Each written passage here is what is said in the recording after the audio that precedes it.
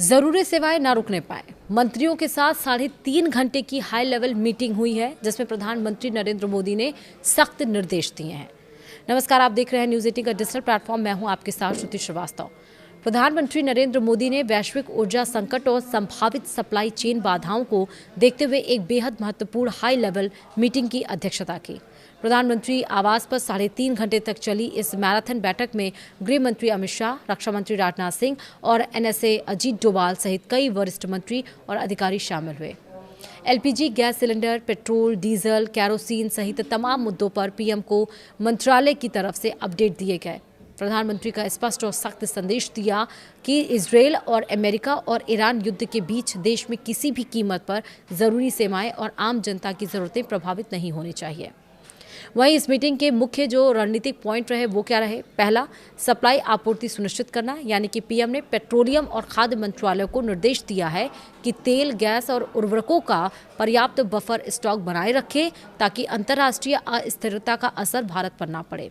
दूसरा, सुरक्षा और लॉजिस्टिक, यानी कि एनएसए अजीत डोभाल ने स्ट्रेट ऑफ हॉर्मुज और लाल सागर में समुद्री सुरक्षा को लेकर ब्रीफिंग दी, जिस पर पीएम ने वैकल्पिक समुद्री मार्गों और कूटनीतिक सुरक्षा पर जोर दिया। और तीसरा, आम आदमी को राहत, यानी बैठक में स्पष्ट किया गया कि वैश्विक कीमतों में उतार चढ़ाव का बोझ सीधे तौर पर आम नागरिक पर ना आए, इसके लिए सरकार हर संभव आर्थिक कदम उठाएगी।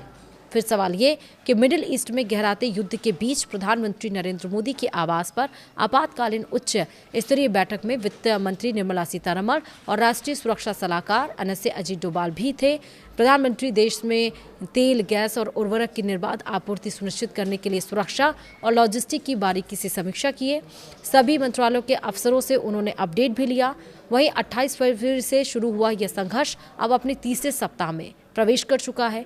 ईरान ने स्ट्रेट ऑफ हॉर्मुज पर नियंत्रण कर जहाज़ों की आवाजाही को सीमित करने से वैश्विक शिपिंग रूट पूरी तरह से प्रभावित हो चुका है। चूंकि भारत अपनी ऊर्जा ज़रूरतों का एक बड़ा हिस्सा खाड़ी देशों से आयात करता है, इसलिए इस समुद्री मार्ग की नाकेबंदी भारत के लिए रणनीतिक और आर्थिक चुनौती बन गई है। वहीं मिडिल ईस्ट संकट के बीच सरकार ने घरेलू और व्यावसायिक एलपीजी की आपूर्ति के लिए कई कड़े कदम उठाए हैं, कई बड़े कदम भी उठाए हैं। घरेलू सिलेंडरों की डिलीवरी सामान्य बनी हुई है और पैनिक बुकिंग में कमी आई है। सरकार ने राज्यों को कमर्शियल एलपीजी का आवंटन बढ़ाते हुए अस्पताल और शिक्षण संस्थानों को प्राथमिकता दी है। कालाबाजारी रोकने के लिए देश भर में छापेमारी की जा रही है। साथ ही घरेलू और व्यावसायिक स्तर पर पीएनजी कनेक्शन विस्तार और बंदरगाहों के सामान्य संचालन पर जोर दिया जा रहा है। इससे पहले 12 मार्च को प्रधानमंत्री ने स्पष्ट किया था कि पश्चिम एशिया का युद्ध दुनिया के लिए एक बड़ी परीक्षा है। उन्होंने इसे राष्ट्रीय चरित्र की महत्वपूर्ण कसौटी बताते हुए जनता से धैर्य और जागरूकता की अपील की थी।